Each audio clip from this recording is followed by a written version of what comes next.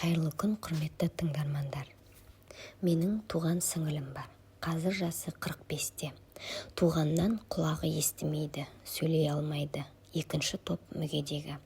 Мылқаулар мектебінде оқып 9-шы сыныптан соң атамыз ауылға алып кеткен еді. Қазір анаммен бірге қалада тұрады. Анамның жасы 80-ге келді. Сіңіліме опекун болып отыр.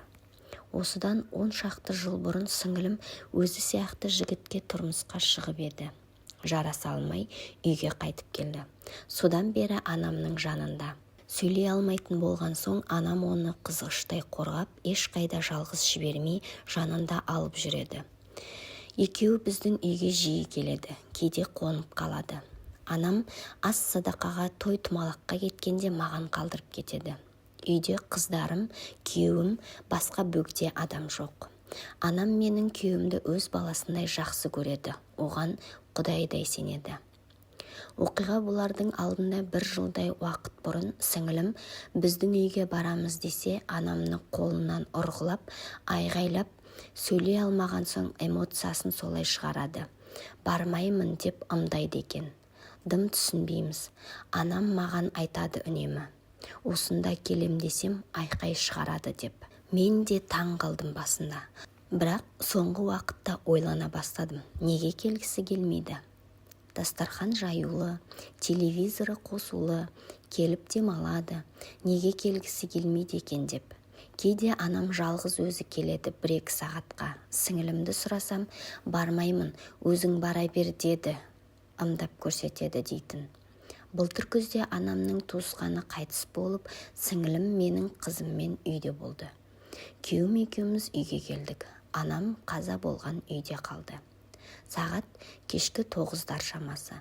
Сіңілім үрейленіп отыр екен. Жүрегім бірдеңені сезгендей болды. Күйеуім күндіз жұмыстан келгенде сіңілім үйде жалғыз қалған еді. Залға төсегін салдым. Шай тамағын ішті. Біз өз бөлмемізге ұйқыға кеттік. Қызым өз бөлмесінде ұйықтайтын. Таңғы 5-те сіңілім ыңырсыған, қарсыласқанда шығаратын дыбыс шығарды. Қарасам, күйеуім төсегінде жоқ. Залға барсам, сіңілім бүк түсіп жатыр, қорқып жатқаны белгілі.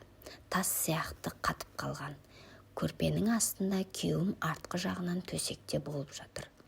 Көзін жұмып алған. Менің келгенімді көрмеді. Көрпе астынан қимылдап жатыр. Сіңілім бүк түскен күйі жатыр. Мен есімнен танып қала жаздадым. Ей, деп көрпенің сыртынан қолыммен жұлқыдым. Күйеуім сасып қалды. Түк болмағандай менің қарсы алдыма тұра қалды. Сіңіліме қарап қоям, қорыққаннан дым қимылсыз жатыр. Мен сол кезде өліп тірілдім. Нені көріп тұрмын? Өлгенім артық еді мына арсыздықты көргенше деп ойладым. Арсыз, не істеп жүрсің? Мынауың не дедім. Қол аяғым қалшылдап, басым айналып, жүрегім тарсылдап, өмірім менің көз алдымнан айналып өтті. Содан сіңілімді тұрғызып, қорықпа, саған енді тиіспейді деп ымдап көрсетіп ваннаға алып кіргіздім. Ымдап сұрадым, неше рет осылай жасады деп. 10 саусағын көрсетті, яғни көп дегені. Я, біз ауылға кеткенде де қыздарыммен қалатын, бірақ бір өзі бөлек ұйықтайтын. Арсыз күйеуім сол кезде де түнде барып зорлап кететін болып тұр ғой. Содан сіңілім жылады.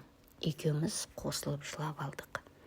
Күйеуім таңда тұрып 6-да намазын оқып түк болмағандай сағат 9-да жаназада тұрды. Сол күні түстен кейін маған ол оқиға болған жоқ. Докажи деді. Анама айта алмаймын. Ажалынан бұрын өлтіремін ғой оны. Інісіне айттым, сенбеді, докажи дейді. Туған апасына айттым. Сенгендей болды. Күйеуім дым болмағандай жүр.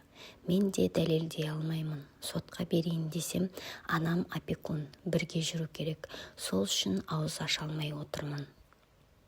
Сіңілім сөйлей алмайтынын, сотта өзін қорғай алмайтынын, менің анамның алдында шындықты айтуға дәрменсіз екенімді біліп, ол докажи деп алшаң басып жүр.